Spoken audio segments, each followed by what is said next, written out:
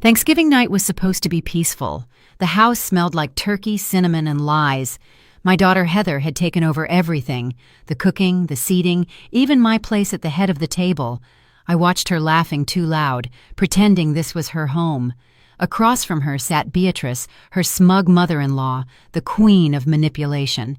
She'd been waiting for this night to humiliate me, and I knew it. I stayed quiet, carving my turkey. I wasn't invited to say grace this year. Beatrice volunteered, of course, and thanked everyone for new beginnings. She smiled right at me when she said it. Then it happened. Heather slammed her fork down and said, loud enough for everyone to hear, "Apologize to my mother or leave." The room froze. Grace stopped eating. Michael, my son-in-law, looked away like a coward. Beatrice sat there smiling like a cat watching a bird die. I set my fork down and looked at Heather. "Say that again." She stood up. "You embarrassed her last week in front of our friends. You told people this was still your house. That's toxic, Mom. Either apologize or go." Beatrice nodded.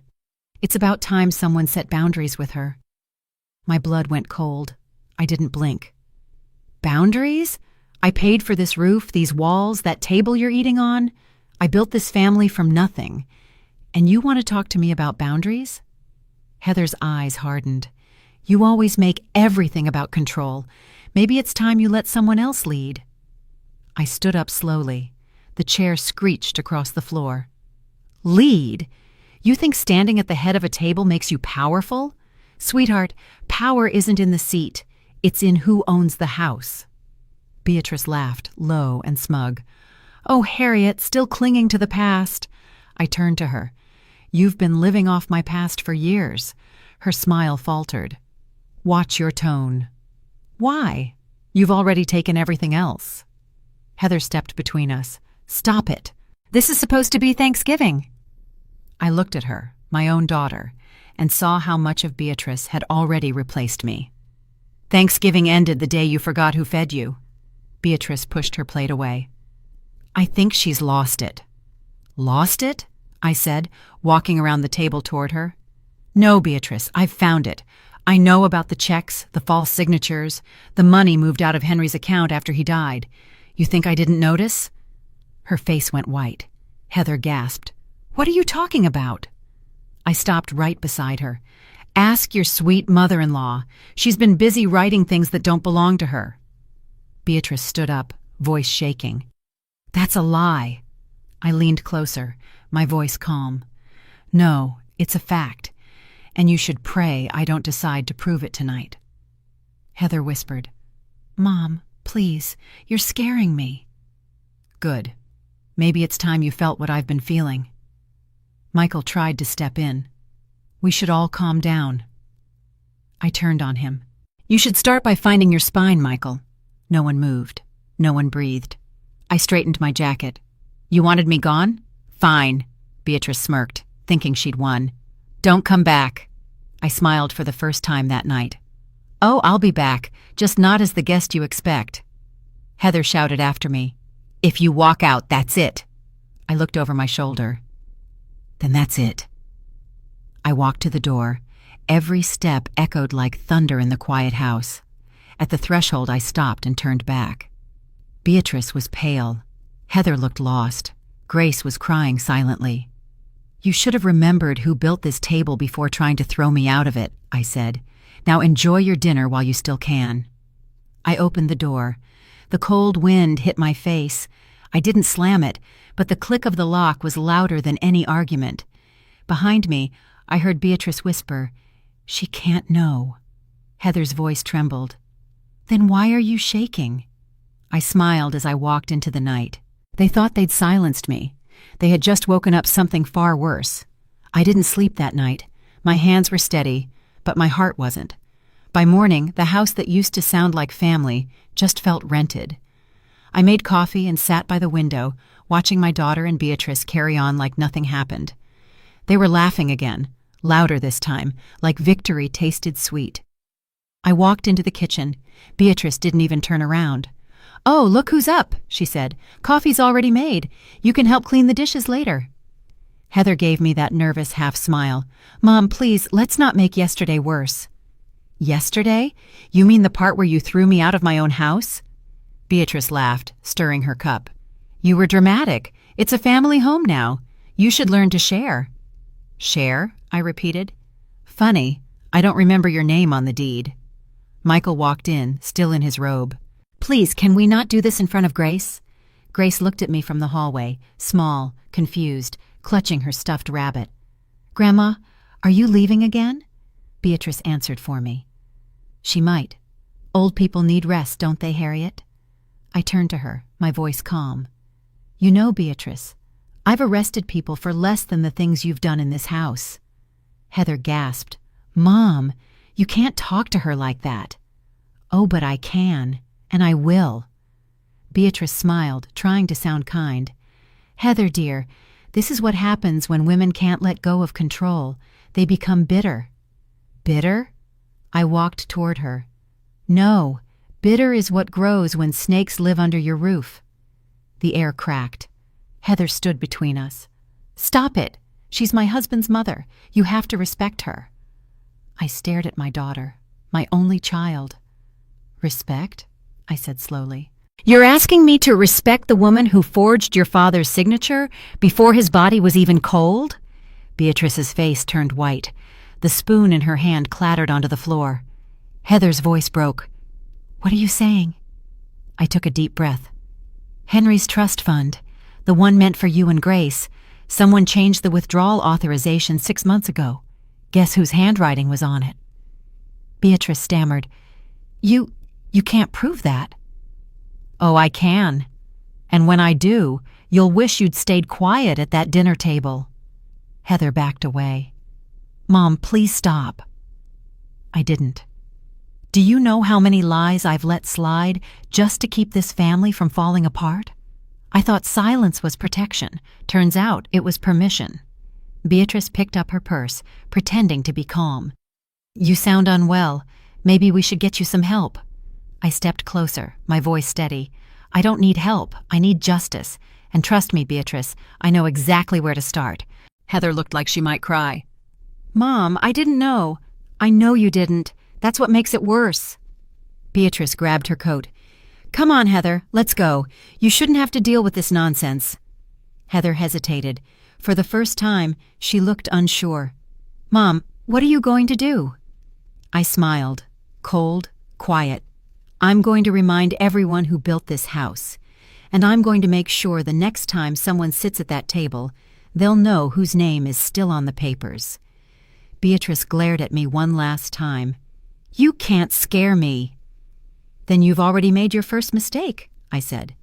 She walked out, slamming the door. Heather followed, silent, torn.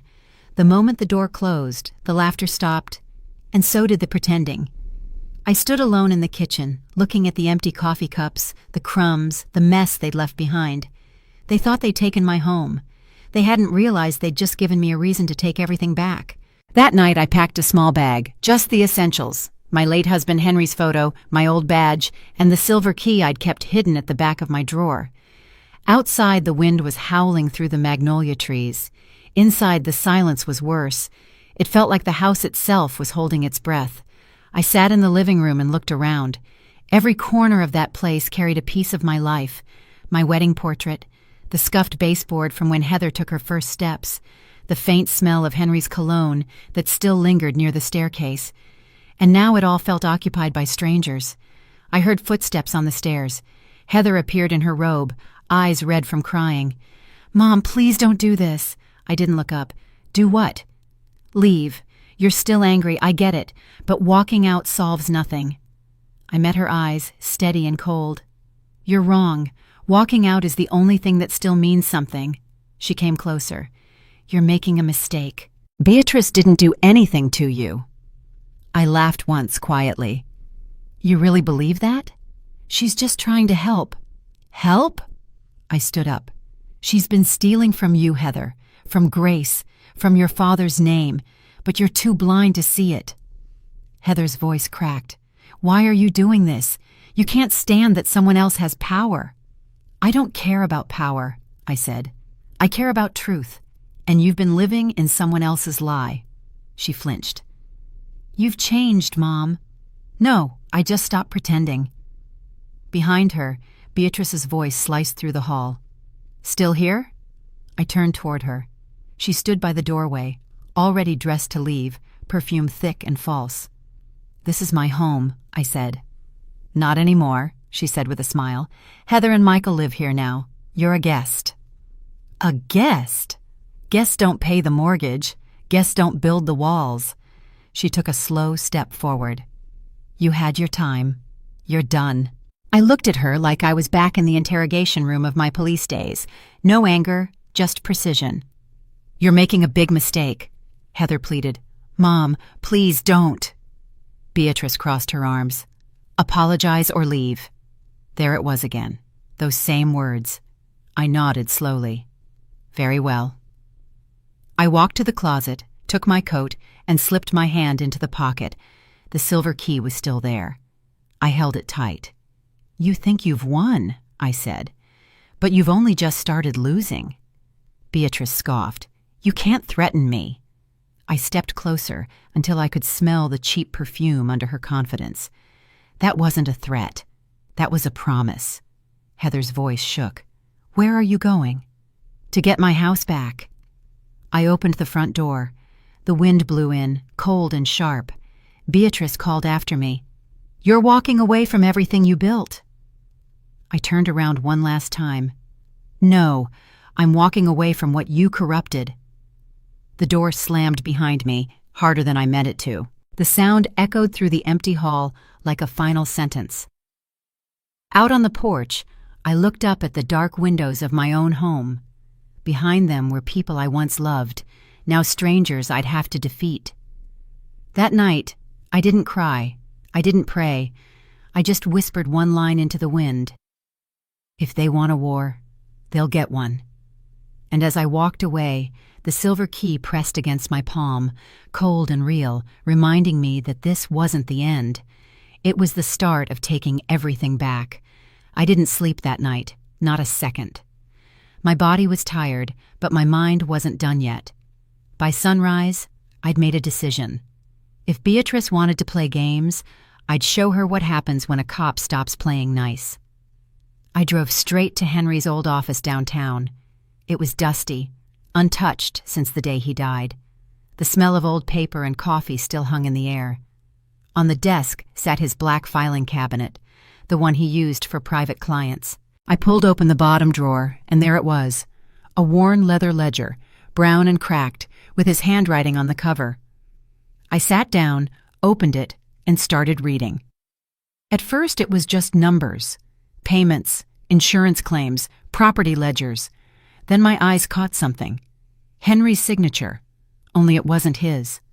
I knew his handwriting like I knew my own heartbeat. Someone had copied it. The page listed a transfer of $400,000 to Callaway Consulting, Beatrice's last name. I whispered to myself, you didn't even try to hide it.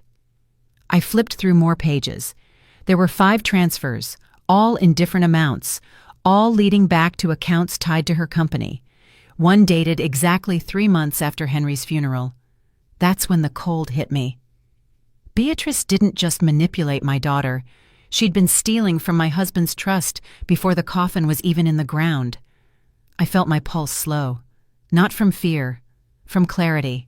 I pulled out my phone, took pictures of every single page, and saved them to a folder named Confession. Then I reached for the desk phone and called the only person I still trusted. Ruth Holden, a familiar voice answered. It's me. I found something. A pause. Harriet, what kind of something? The kind that ends careers, I said, and families. She didn't ask more. I'll be there in 20. I hung up and kept digging. Behind the ledger was an old envelope marked Langford Estate, secondary beneficiary. Inside, more papers, insurance claims with forged dates, all signed by someone pretending to be me. Beatrice hadn't just stolen money. She'd stolen my name. I stared at the signature. My name, looped perfectly, but soulless. You've been very busy, haven't you? I muttered. The knock came exactly 20 minutes later. Ruth stepped in, gray hair, same sharp eyes she'd had back when we worked the force together. "Good to see you still breathing," she said. "Barely," I replied, handing her the ledger. "Take a look." She skimmed it in silence, then whistled. "Well, well. Insurance fraud, forged signatures, bank manipulation. She's been at this a while. 15 years, and now she's living under my roof." Ruth shook her head. "You always had a type for enemies, rich and stupid." I almost smiled. "This one's worse. She thinks she's untouchable." Ruth sat down. "What's your move?" "Paperwork," I said. "The same thing she used to steal my life. I'll use it to take hers apart." She grinned. "That's the Harriet I remember." I pulled out my phone again. "I need a lawyer, someone smart, someone who doesn't care about nice." Ruth didn't hesitate. "Julian Pierce. Henry trusted him. Still practicing, still hates liars." "Good." I dialed the number. It rang twice. "Pierce Law," a man answered, deep and tired. "Julian, it's Harriet Langford." A pause. "Well, I'll be damned. Thought you disappeared." "I'm back. And I have a problem named Beatrice Calloway." "Ah," he sighed. "I've heard that name before. What's she done?" "Forgery. Fraud. Stolen funds from Henry's trust. She forged his signature." Silence. Then, "Bring me proof." "I've got more than proof. I've got the original sin in her handwriting." He chuckled. "Then let's make her pray." I hung up and looked at Ruth. "Tomorrow morning, I'll file it." Ruth leaned back. "You know what's coming, right? She'll deny everything. She'll drag Heather into it." I nodded. "Let her. The louder she screams, the guiltier she'll sound." Ruth smiled. "I've missed this side of you." "I haven't. But she woke it up." We spent hours scanning files, lining up dates, cross-checking transactions. Every few minutes, Ruth would mutter, "She's good," and I'd answer, "I'm better." By the time the clock hit midnight, the table was covered in copies. Ruth looked at me. "That's enough evidence to take her down 10 times over."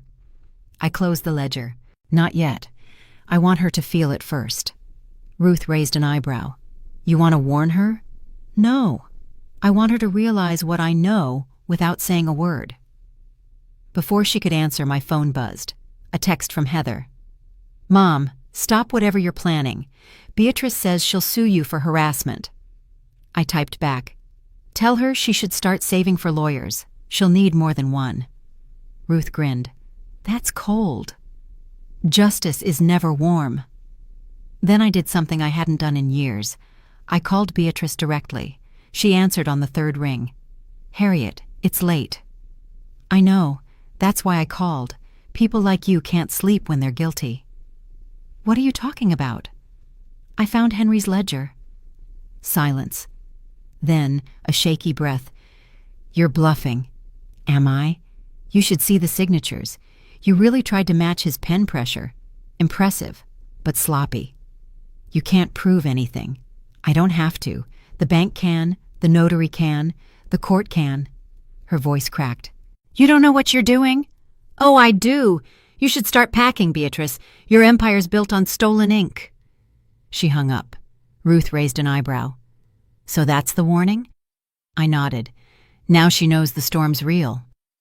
I turned off the light, locked the ledger in the safe, and stood by the window as the city lights flickered outside.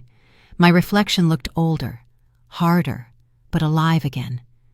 "They thought I'd fade," I whispered, "but I was just reading." Ruth gathered her coat.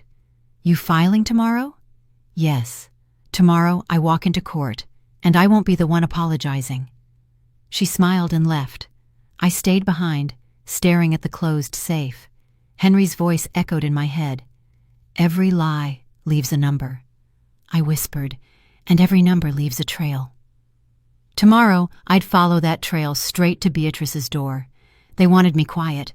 Instead, I was about to make the law remember my name.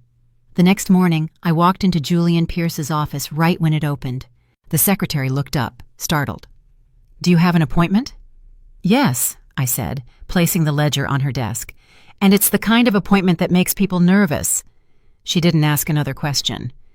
Within minutes, Julian stepped out of his office. He was older now, Silver hair, the kind of calm that came from destroying arrogant people in court for 30 years.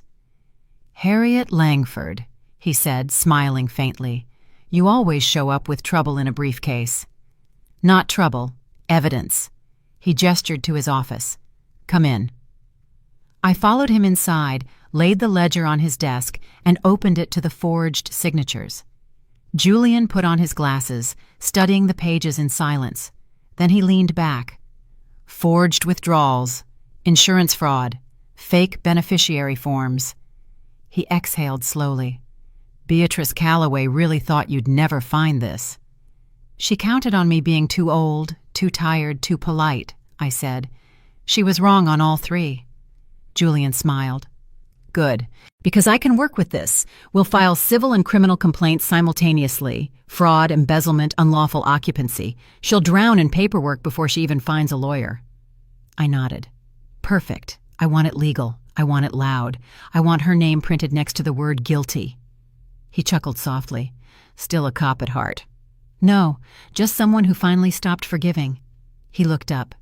"We'll need a witness for the authenticity of Henry's handwriting." "Ruth Holden," I said immediately. "She was there when we found the files. Former detective. Her testimony is solid." Julian's grin widened. "Even better. A retired cop and a paper trail? This case will slice clean." Before we could continue, Julian's assistant knocked and poked her head in. "There's someone waiting outside. Says she's with Detective Holden." "Send her in." Ruth entered, holding a folder. "Morning," she said. "I brought you something extra." She dropped the folder on Julian's desk. Inside were photos. Beatrice at a country club, shaking hands with a man labeled Mark Dorsey, insurance adjuster. Julian frowned. "Dorsey filed Beatrice's widow claim 15 years ago." "Exactly," Ruth said, "except Henry wasn't her husband." Julian's eyes widened. "That's enough to reopen the fraud claim on her past settlements." Ruth crossed her arms. "So, what's the plan?" Julian pointed to the ledger. "First, we file a notice of unlawful occupation for the Langford Manor. Second, we attach this fraud evidence to the claim. Third, we freeze her accounts until the investigation clears." I nodded slowly. "Good.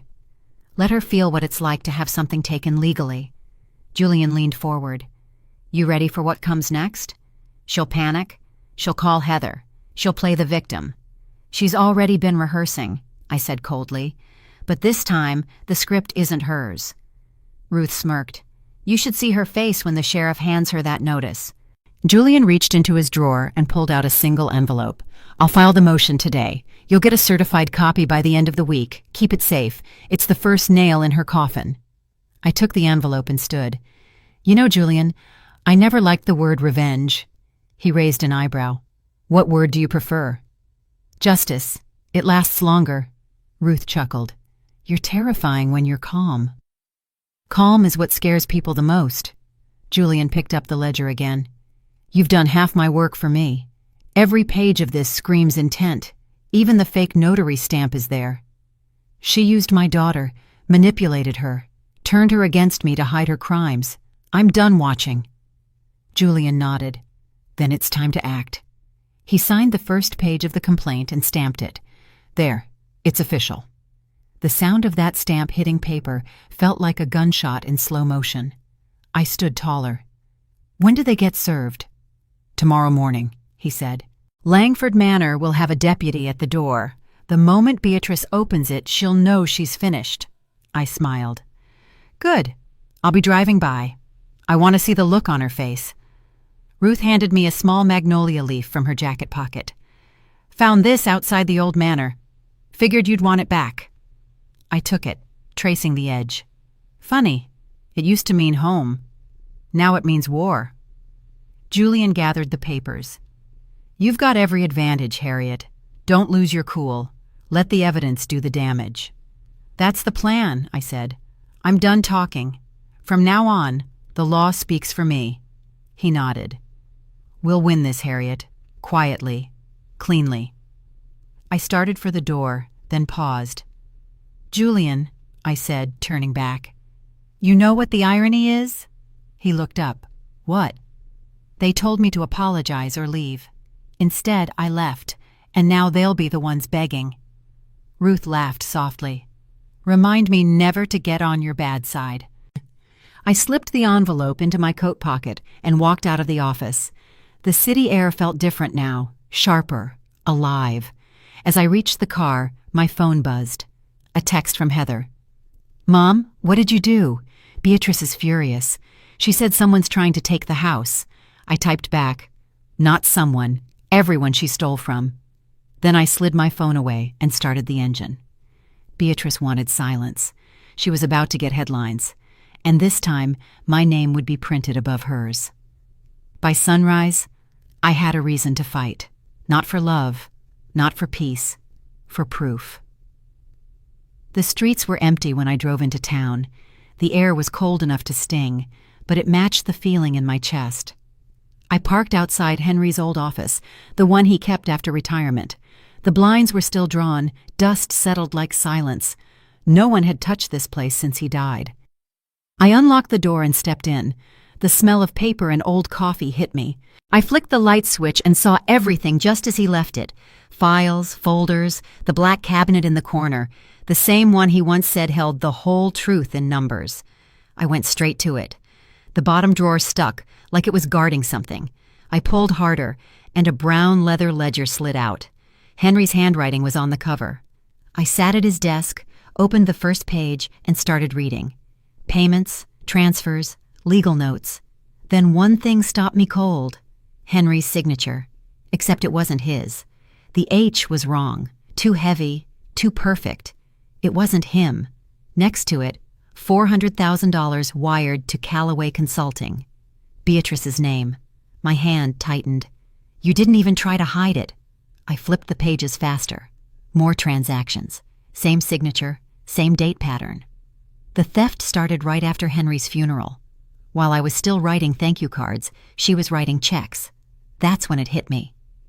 Beatrice hadn't just manipulated my daughter. She had been robbing my husband's trust for years, and Heather, my daughter, was helping her without even knowing it. I whispered to the empty room, "You stole from my dead husband." The air didn't move. The anger didn't rise. It settled, clean, focused. I grabbed my phone and took photos of every page. Then I reached for the folder marked Langford Estate. Inside were insurance claim forms, dated after Henry's death, but signed with my name. She had forged my signature, too. "She took my husband's money," I said aloud, "and my name to do it." The room felt smaller, but my resolve grew sharper. I pulled out my phone and made one call. "Ruth Holden," a voice answered, tired but familiar. "It's me," I said. "I found something." "Something good? Something criminal?" She didn't ask more. "I'll be there in 20. I hung up and waited. While the clock ticked, I opened the drawer one last time. Behind the files was an old photograph. Henry and me standing in front of the manor. He looked proud. I looked trusting. Never again. The door creaked open exactly 20 minutes later. Ruth stepped in, same sharp eyes, same no-nonsense voice. "What did you find?" I handed her the ledger. "Everything." She flipped through the pages slowly, then stopped at the forged signature. "She really did this?" "She's been bleeding us dry since he died," I said. "And she's been using Heather to hide it." Ruth shook her head. "That's not theft, that's predation." "Then it's time to hunt back." She smiled faintly. "You want me to start an official report?" "Not yet. I want to control the blast." Ruth set the ledger down. "So what's the plan?" "Lawyer.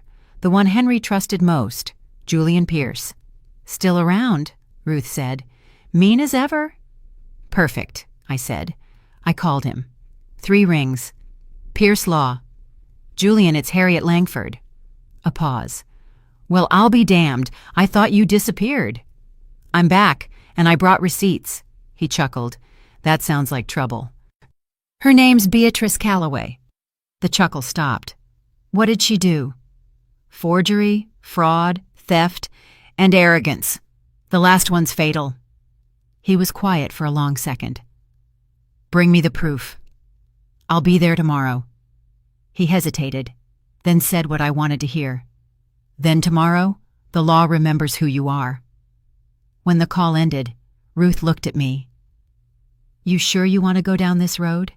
She'll deny everything. She'll play Heather like a violin. Let her. This time, I'm not arguing feelings.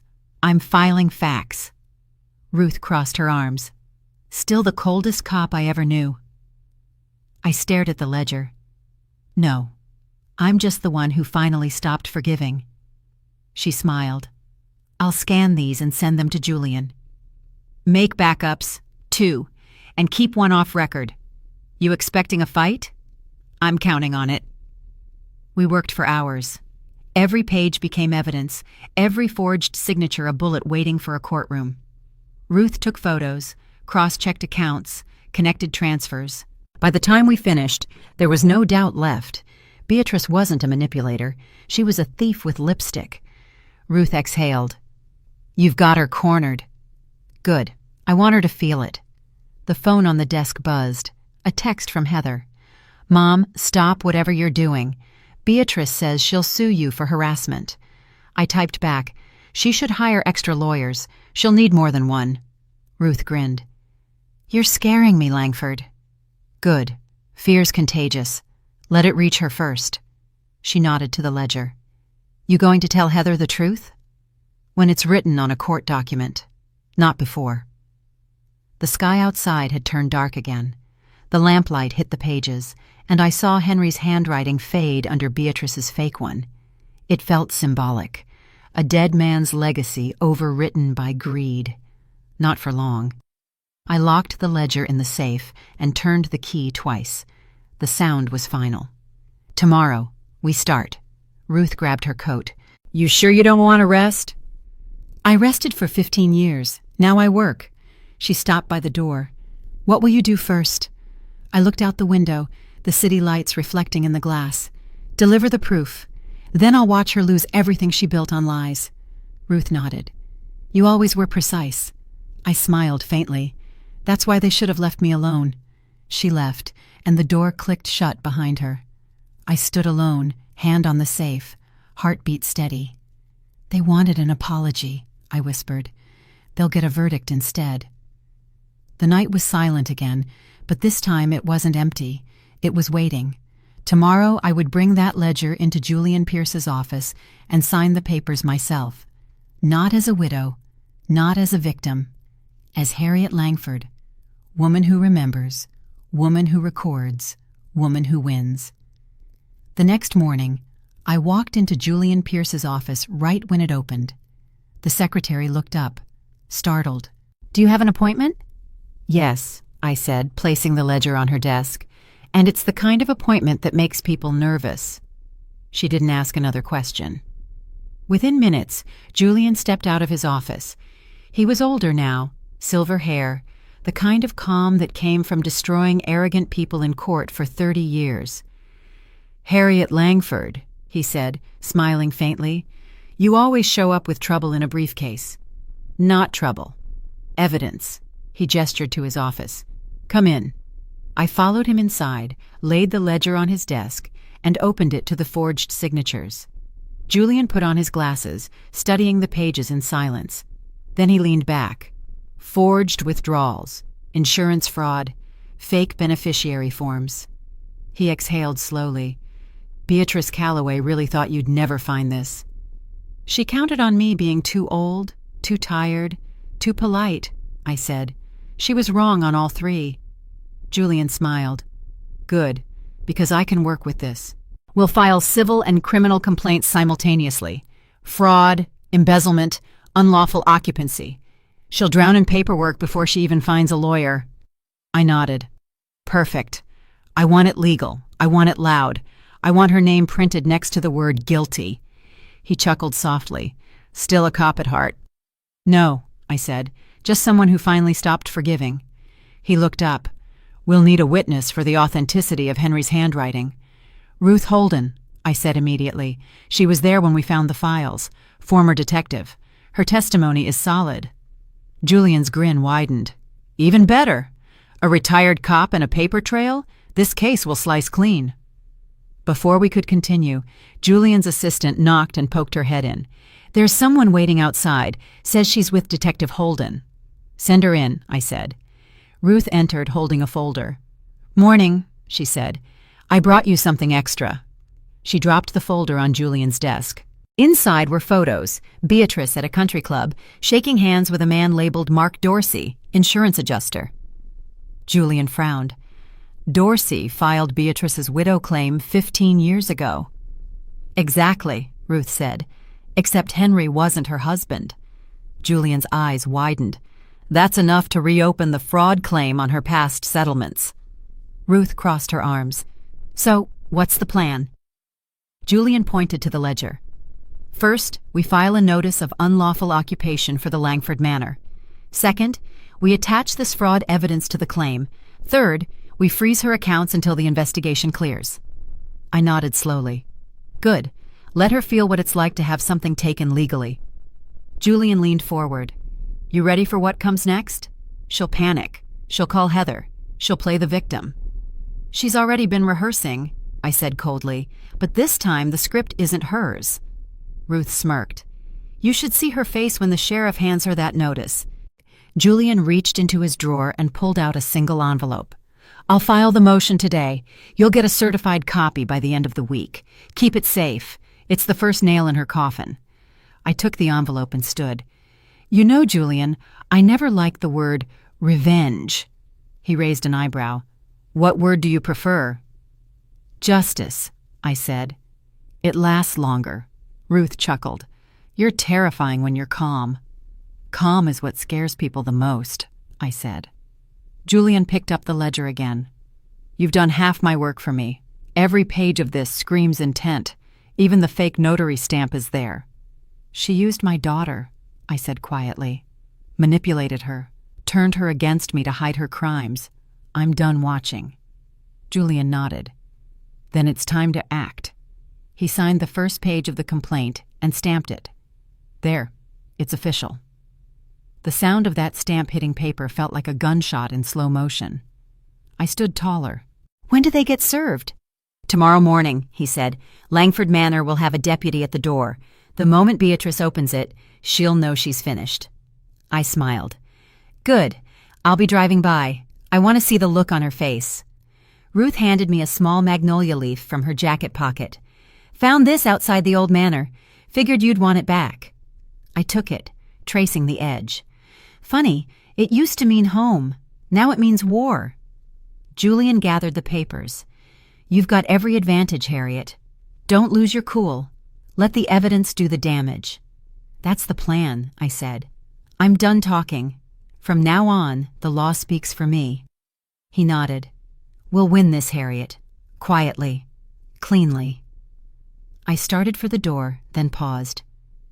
"Julian," I said, turning back.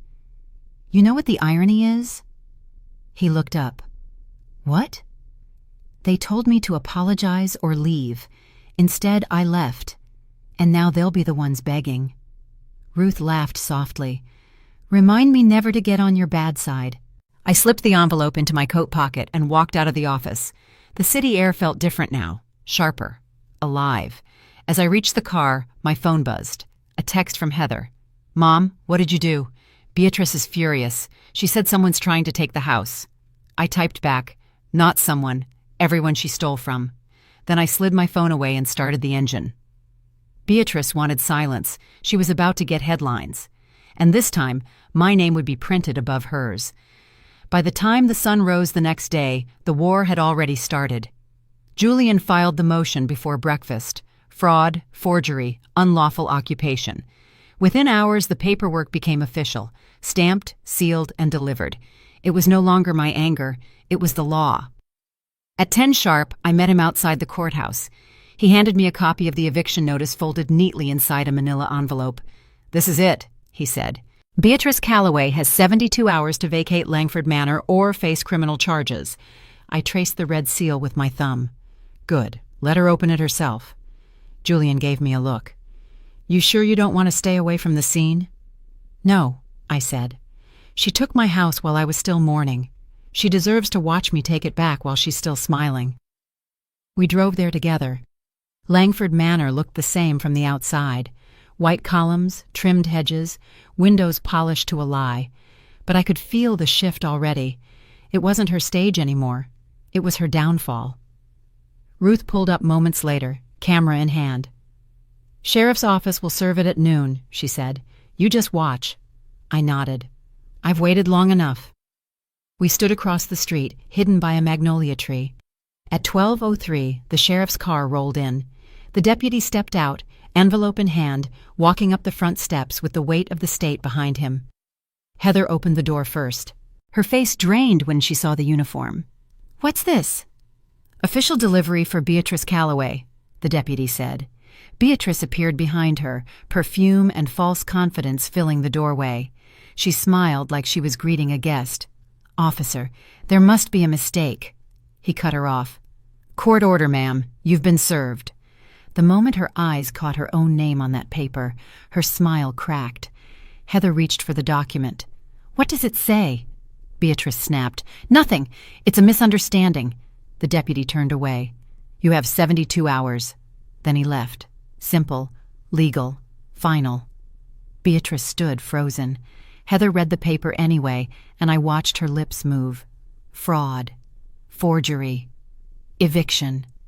When she looked up, she saw me across the street. Her voice carried over the quiet neighborhood. "Mom?" I didn't answer.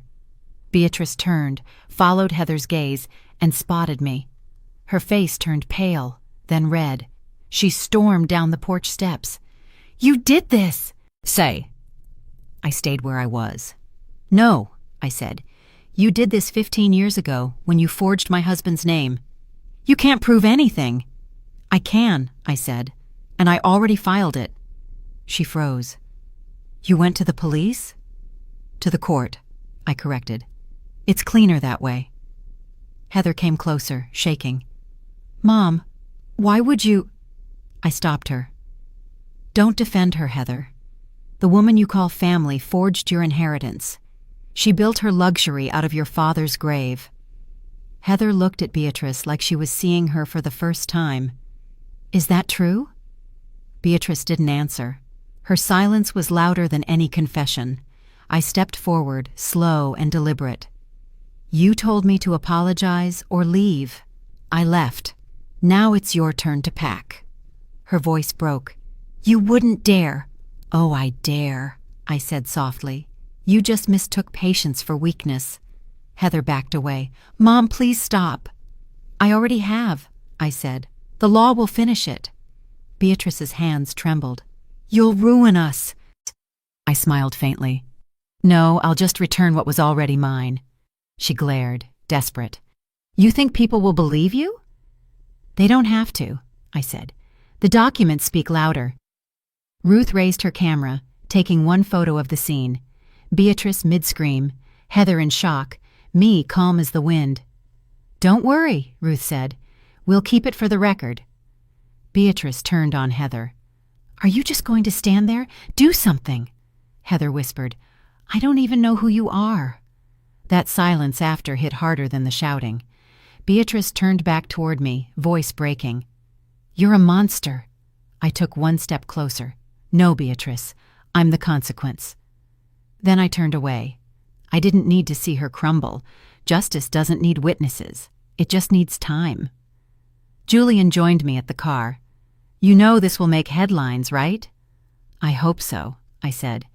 She always loved attention. Ruth closed her camera bag. "You did it, Harriet." "Not yet," I said. "That was just the notice. The real punishment starts when she realizes it's not personal. It's legal." Julian smiled. "And that's what makes it hurt the most." I looked back once, just as the wind caught the eviction notice in Beatrice's hand. The paper tore loose and blew across the yard. She chased it, desperate, while Heather stood frozen in the doorway. That image, the thief running after her own downfall, was all the closure I needed. As we drove away, Ruth said quietly, "You didn't even raise your voice." "I didn't have to," I said. "The law did it for me." And for the first time in months, I breathed without bitterness. They thought silence meant surrender. Now they knew it meant judgment. Courtrooms have a smell: cold wood, old paper, and quiet revenge. The day of the hearing, I walked in wearing a gray suit that used to belong to Henry's firm. Simple, sharp, unapologetic. Ruth walked beside me with the case files, Julian behind us, carrying the ledger in a sealed box. Across the aisle sat Beatrice and Heather. Beatrice wore pearls and denial. Heather looked like she hadn't slept in days. She couldn't even meet my eyes. Julian leaned toward me. "You don't have to speak. Let the evidence talk." "I've been quiet long enough," I said. The judge entered, Eleanor Vaughn, a woman I'd known from my precinct days. Strong, calm, allergic to lies. "Court is now in session," she said. "Case 47B, Langford versus Calloway." Beatrice adjusted her scarf and whispered something to her lawyer. I didn't bother listening.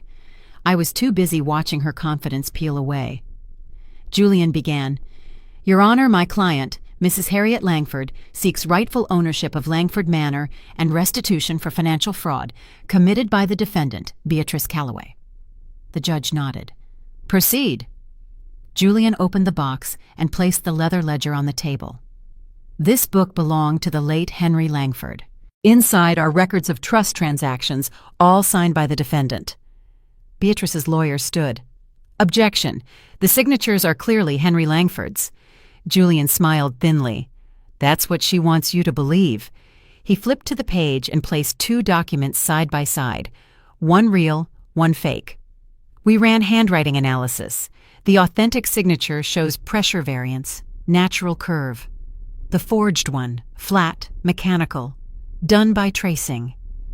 The judge leaned forward. "Do you have the report?" Julian handed it over. "Verified by 2 independent forensic experts." Beatrice's face froze. Heather finally looked up. "Mom, what does that mean?" Beatrice didn't answer. Julian continued, his voice steady. "Your Honor, not only did she forge Mr. Langford's signature, she transferred over $400,000 from the Langford Trust to an account registered under her name, Calloway Consulting, records attached." The judge turned to Beatrice. "Mrs. Calloway, how do you plead?" Beatrice straightened her back. "Your Honor, these accusations are absurd. I've been nothing but a mother to this woman's daughter." Julian's eyebrow twitched. "A mother who stole her inheritance?" Her lawyer objected again, shouting about slander, but the judge silenced him. "Enough! Let's see the evidence." Julian pressed a button. On the screen behind us, the video played, the footage from Thanksgiving. There I was, standing at the table, Beatrice smirking, Heather shouting, "Apologize to my mother or leave." And then the silence, the whisper, my voice saying 2 words. "I know." The courtroom went dead quiet. Even the air stopped moving. Heather covered her mouth. "You recorded this?" Julian said calmly. "Yes, ma'am. Public space, admissible evidence. It establishes the moment of coercion." Beatrice shouted, "That's illegal!" The judge cut her off. "What's illegal is forgery." Beatrice sank back, trembling. I spoke for the first time.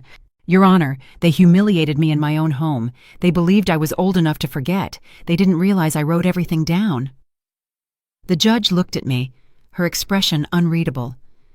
"Mrs. Langford, did you personally uncover these financial inconsistencies?" "Yes," I said, "in my late husband's records. He trusted her with our estate. She betrayed both of us." Beatrice slammed her hand on the table. "He wanted me to have it!" Julian raised his voice. "You mean after you faked his signature and declared him a liability claim?" Gasps rippled through the courtroom. The judge lifted a document. "I have here an insurance claim dated 3 months after Mr. Langford's death, filed by you, Mrs. Calloway, under your name, with a false marital status listed as widow. Care to explain?" Beatrice's mouth opened, then closed. Her lawyer stuttered. "My client was misinformed." "By who?" Julian shot back. "The ghost she married on paper?" The judge banged the gavel. "That's enough. I've seen sufficient evidence." Beatrice turned desperate. "Heather, please, tell them I helped you. Tell them." Heather's eyes filled with tears. "You told me it was paperwork for the mortgage. You said it was normal." "It was normal!" Beatrice screamed. "It was survival," Julian said, calm as ever. "Stealing from the dead isn't survival. It's a crime." Beatrice stood, shaking. "She's behind this." She pointed straight at me. "She wants me ruined." I met her eyes. "No, Beatrice. I want you accountable." The judge raised her hand. "Order!"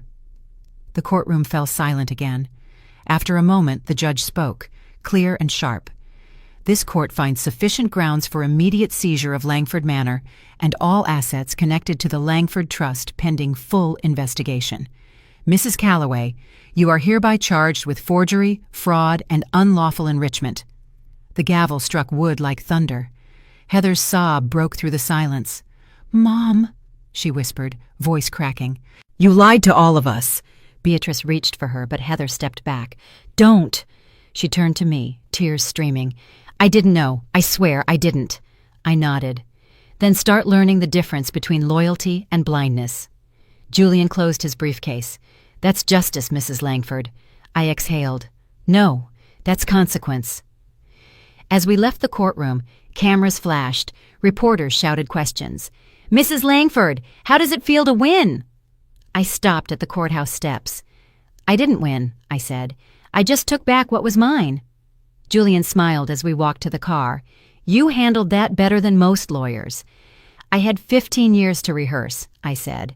Ruth met us outside, holding up her phone. "It's already online," she said. "Local paper ran the headline, 'Widow exposes family fraud in court.'" "Good," I said. "Let them read it over breakfast." Heather followed us out, shaking. "Mom, please, I want to fix this." I turned to her. "Fixing starts when you stop defending broken people." She nodded slowly. "I just didn't want to lose everything." "You already did," I said softly. "Now you have a chance to find yourself." Behind us, I could still hear Beatrice yelling as officers escorted her out, her voice hoarse, desperate, hollow. Julian glanced back. "Think she'll learn anything from this?" "No," I said, "but everyone else will." We reached the car. Ruth handed me a copy of the judgment, stamped and final. "This feels good," she said. "It's not good," I answered. "It's fair. That's enough." I looked down at the document one last time. My name restored. My home legally mine again. For years, they'd told me to stay quiet. Now the world was reading my silence out loud.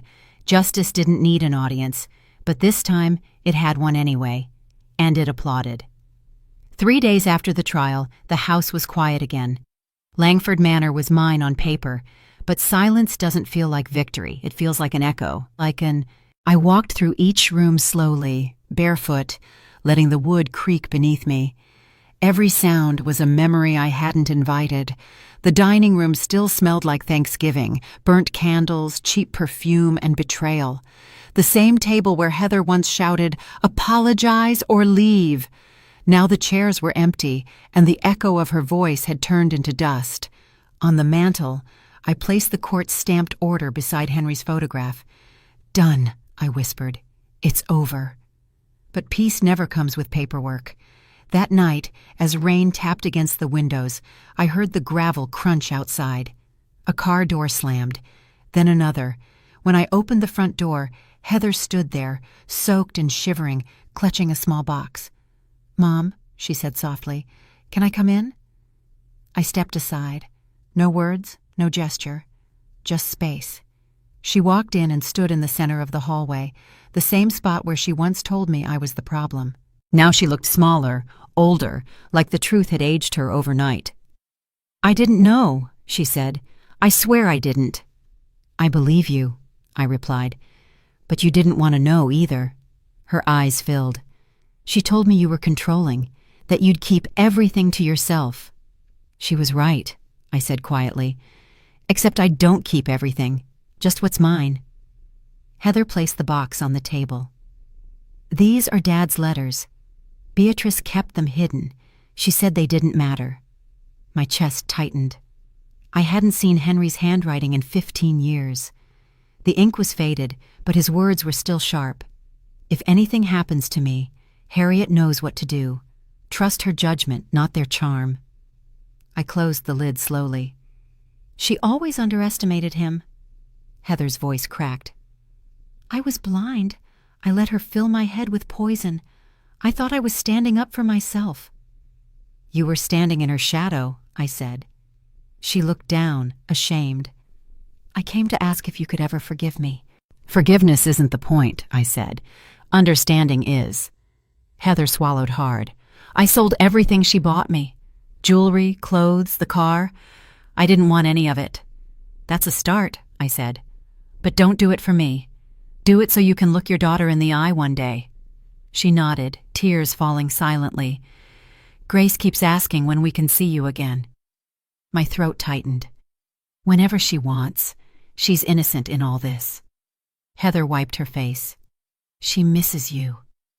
I miss her too, I said. She's the only part of this family that still feels pure.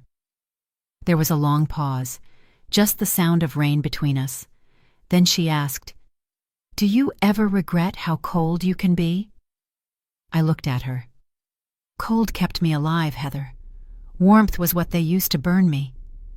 She didn't answer, just nodded slowly, as if that one sentence explained everything she'd never understood. When she left, she turned back at the door. I'm proud of you, Mom. I just wish it didn't have to be this way. It always has to be this way, I said. Justice doesn't arrive with hugs. The rain followed her down the driveway. I watched until her car disappeared. Later that night, I sat in the kitchen with a cup of tea. The clock ticked like a heartbeat. Ruth had sent me a message earlier. Press already released the headline, Beatrice filed for bankruptcy. I didn't smile. I didn't gloat. I just whispered, balance restored. In the morning, I took the silver key from the drawer, the one Henry gave me the year we built this house. It was tarnished, but solid, a reminder that some things endure quietly. I walked outside, barefoot again, down to the magnolia tree. Its leaves were wet, shining in the early light. Underneath it, I buried the key in the soil. No ceremony, no words, just truth going back to the ground it came from. When I looked up, the sky was clearing, soft light cutting through gray clouds. I could hear Grace's laughter from the neighbor's yard. Heather must have brought her over to visit. I didn't step out to greet them. I didn't need to. For the first time in years, I didn't feel the weight of defending myself. Everything that needed to be said was already written, signed, and sealed. People think revenge feels good. It doesn't. It just feels quiet. And in that quiet, you finally hear the truth breathing again. I turned off the porch light and walked back inside. The house didn't feel empty anymore. It felt clean. On the kitchen counter, Henry's photo caught the morning sun. I touched the frame and whispered, I kept the promise. Outside, a single magnolia petal fell onto the window ledge. White, fragile, unbroken. That was enough. Justice didn't need an audience, only witnesses. And I had finally become one of them. People think peace feels warm. It doesn't. It feels exact, like closing a file drawer after the final page is signed. A week after the court's decision, I woke up before dawn. The house no longer echoed. It breathed. The wind moved through the curtains softly, like the place itself was relieved. Julian called early. The papers are processed. You're officially sole owner again. No appeals possible. Good, I said. Let it be done. He paused. Beatrice's assets are frozen. She's on the evening news. They found 3 more accounts under her name. Justice has a good memory, I replied. He chuckled. You're something else, Harriet. No, I said. I'm just consistent. After we hung up, I sat at the table with my tea. No fancy china, no guests, no tension. Just silence and steam. Then I heard light footsteps. Grace peeked around the corner, holding a crayon in one hand and a folded paper in the other. Grandma, she said, Mom said I could come. I smiled. Then come in. She climbed onto the chair across from me and laid the paper on the table. It was a drawing, me, her, and a tree with white flowers. You said magnolias mean new beginnings, she said. They do, I answered, but only after the storm. She tilted her head. Did the storm end? For now, I said, but we always keep an umbrella nearby. She giggled and started sipping her hot chocolate from my cup. I didn't stop her. That cup had seen too much pain. It deserved laughter. A knock sounded on the door. Heather stood there, eyes swollen, clutching a stack of envelopes. I brought the documents you asked for, she said softly. I let her in. She placed the files on the counter and stayed near the doorway like she didn't belong anymore. Ruth's report, the account closures, the insurance records, she said. Good, I replied. I'll store them. Heather hesitated. Mom, Beatrice left town. She sold what little she had and disappeared. She'll find another mirror somewhere, I said. People like her always do. Heather looked down. I just wanted to thank you for not destroying me with her. I turned to face her fully. I don't destroy my blood. I correct it. She blinked back tears. You could have exposed me, too. You were already exposed, I said quietly. You just needed to see it. Grace came running in, waving her drawing. Mom, Grandma's house smells like cookies again. Heather smiled weakly. It used to smell like fear. Not anymore, I said. Grace wrapped her arms around my waist. Can I stay tonight? Heather looked at me, waiting for permission. Yes, I said, but only if your mother stays too. Heather's eyes widened. Are you sure? I don't forget, I said, but I don't repeat either. She nodded, whispering, Thank you. That night, the three of us ate together at the same table where everything had fallen apart. This time, there were no arguments, no raised voices, just simple food and real silence. Grace talked about school, about the tree she wanted to plant in the backyard. Heather listened quietly, letting her daughter's words fill the space she once poisoned. After dinner, Heather started cleaning the dishes automatically. You don't have to, I said. I want to, she replied. It feels right. I watched her hands shake slightly as she scrubbed the same plate she once slammed on this very table. People change slowly, but sometimes one moment is enough to start. When Grace went to bed, Heather sat across from me again. I saw Beatrice's name trending online, she said. They're calling her the Southern Widow Fraud. Titles change, I said, but truth doesn't. She hates you, Heather whispered. Let her, I said. It's the last thing she'll ever own. Heather looked at me, her eyes red but steady. You always know what to say. No, I said. I just learned when to stop explaining. The clock struck 10. Outside, the magnolia tree swayed under the moonlight. Heather turned to look through the window. It's beautiful, she said. It always was, I replied. We just couldn't see it behind the noise. She exhaled slowly. I'm sorry, Mom. Truly. I know, I said. The same two words that had silenced her on Thanksgiving. This time, they didn't wound. They released. When she left the next morning, she hugged me before stepping out the door. I'll bring Grace this weekend, she said. Bring yourself too, I replied. After they left, I stood by the window watching the light spill across the lawn. The house looked peaceful, but not empty. It felt balanced, finally. Ruth texted a single line. You did it. I typed back, No, I remembered. Then I deleted her message. Some victories don't need to be stored. I took the old ledger one last time from the cabinet. Its pages were yellow, corners soft from years of touch. I tore the last page, the one signed by Beatrice, and fed it into the fire. The flame rose, sharp and orange, then softened to blue. I didn't smile. I didn't cry. I just watched until the paper turned into ash and silence. When it was gone, I whispered, Justice isn't loud. It's exact. The fire crackled once more, then went still. Outside, the magnolia petals were falling again, one by one, onto the porch. Grace's drawing still hung on the fridge, 3 figures and a white tree. For the first time in years, I felt something close to peace, not happiness, not relief, just balance. And balance was enough. When people talk about justice, they picture a courtroom, a gavel, a victory. They never mention the silence that follows. For me, justice didn't sound like applause. It sounded like rain on the roof the morning after it was over. It sounded like breathing without waiting for the next betrayal. A month passed. Langford Manor was quiet again. No visitors, no arguments, no laughter that hid lies. I spent my mornings on the porch with black coffee and stillness. The air smelled of magnolias, and for the first time, it didn't smell like survival. It smelled like peace. Heather and Grace came every Sunday. No grand gestures, no forced apologies, just the sound of my granddaughter's laughter filling the same halls where humiliation once echoed. That was enough redemption for me. People asked if I felt proud. I didn't. Pride implies winning. What I felt was balance, and balance was all I'd ever wanted. One afternoon, Grace ran into the yard and shouted, "Grandma, the tree's blooming again!" I followed her outside. The magnolia tree was in full bloom, white petals glowing in the sun like small lanterns. She picked one, ran back, and placed it in my hand. "It's perfect," she said. "It's proof," I replied. She frowned.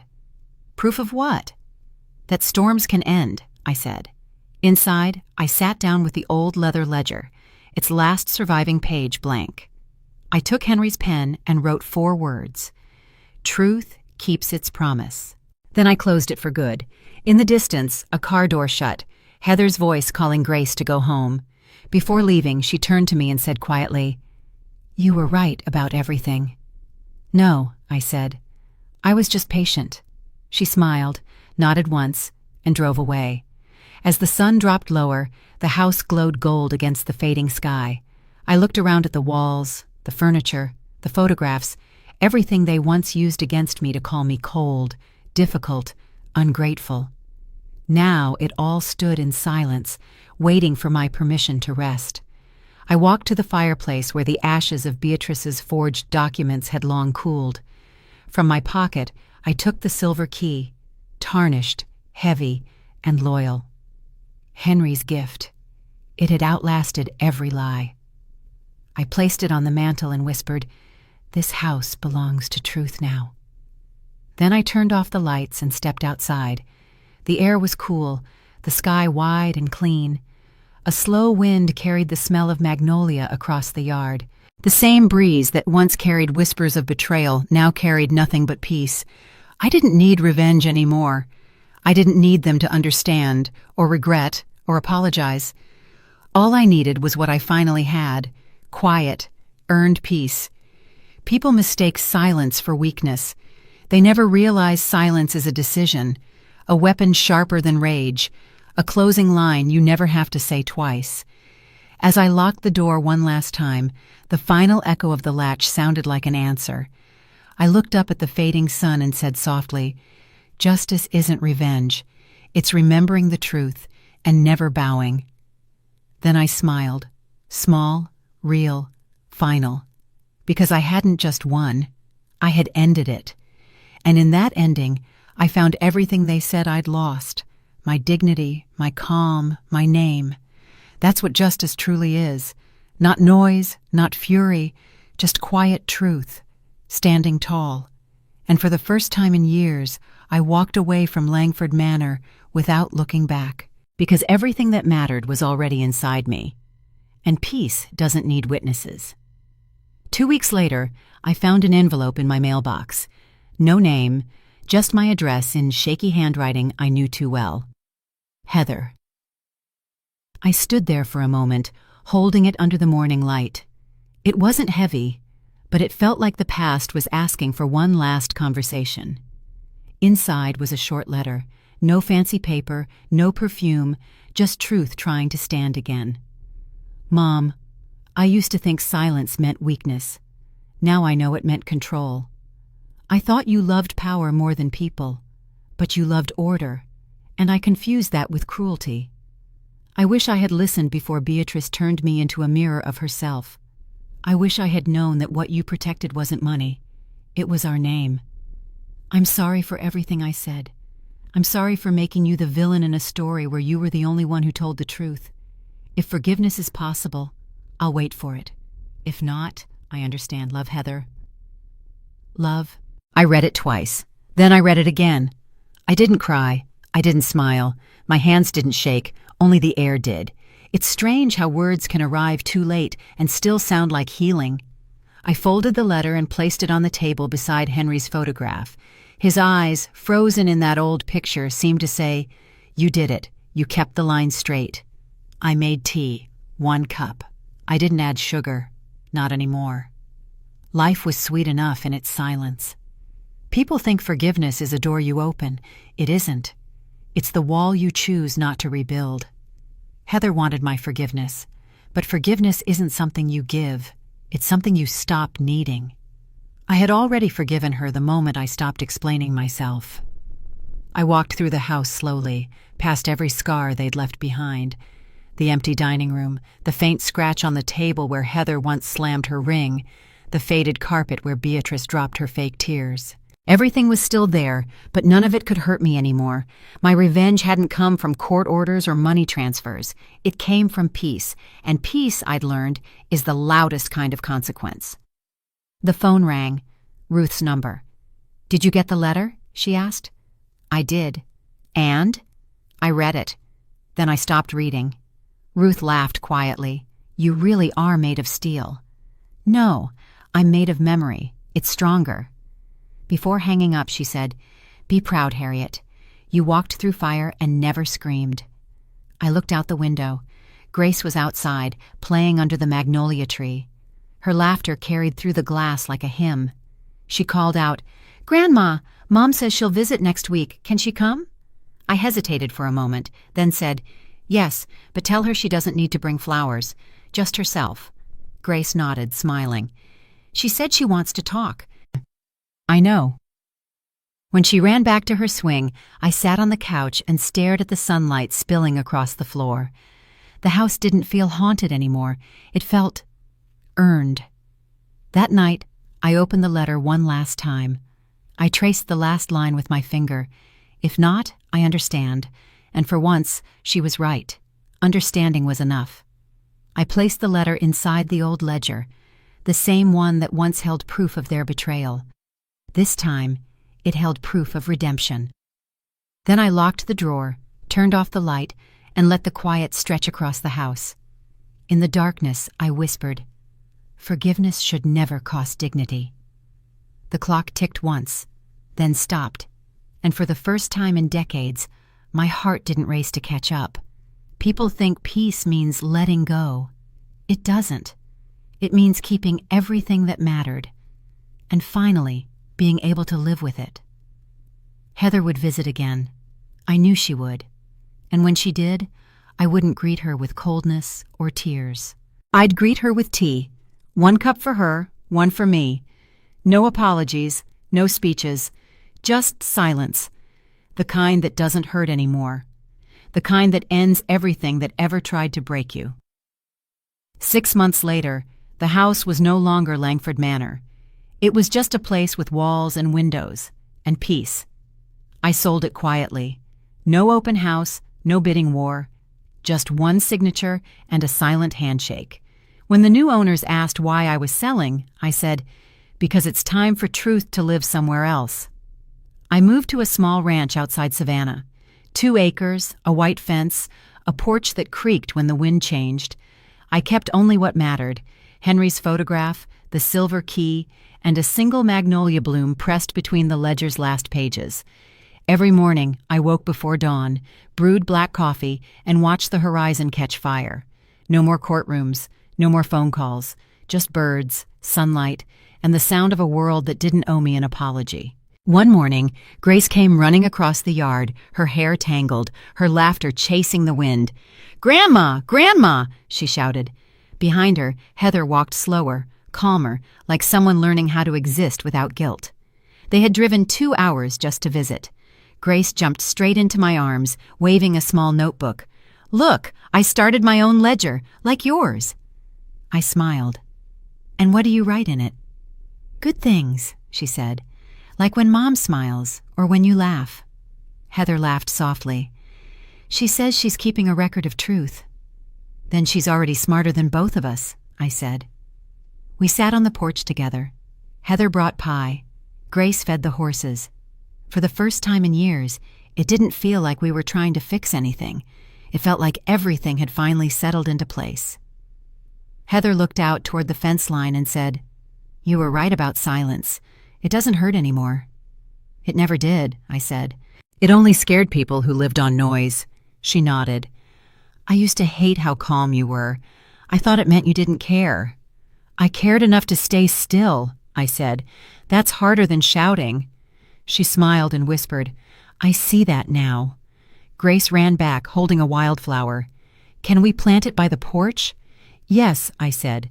"Every truth deserves roots." We dug a small hole together. The dirt was cool and forgiving. When we finished, Grace pressed her palms into the soil like a promise. She looked up and said, "Will it bloom forever?" "Nothing does," I said, "but it'll come back, just like we did." Later that evening, Heather and Grace packed up to leave. Heather hesitated by the car, then turned back. "I still don't know how to thank you," she said. "You already did," I replied. She frowned. "When?" "When you stopped explaining," I said. "That's how I knew you understood." She nodded, her eyes wet but steady. "I love you, Mom." "I know," I said. She drove away. Grace waved through the window until the car disappeared down the dirt road. When the dust settled, I walked back to the porch and sat in the quiet. The magnolia tree by the gate was in bloom again, white petals against a blue sky, sharp and clean. It reminded me that some things, no matter how scarred, still find a way to bloom in the same place they were broken. I thought about Beatrice then, about the years she spent building a throne out of lies. Last I'd heard, she'd fled to Florida, chasing one more scheme that would collapse before the ink dried. And for the first time, I didn't feel anger. I felt pity, because peace will always be something she can't afford. Inside, the old ledger waited on the desk. I opened it to the first blank page and wrote a single sentence. Justice was never about winning. It was about remembering who I was before they tried to rewrite me. I tore the page out and pinned it to the wall above Henry's picture. He'd always said truth had a quiet face. Now I understood. The sun began to set, throwing gold across the room. I walked outside, saddle in hand. The horse snorted softly as I placed the reins and climbed up. The world looked endless again, fields stretching to the horizon, sky burning with color. As the horse started moving, I felt the wind pull through my hair, carrying the scent of magnolia and rain. For a moment, I closed my eyes and listened to the creak of the saddle, the rhythm of hooves, and the heartbeat I'd almost forgotten I still had.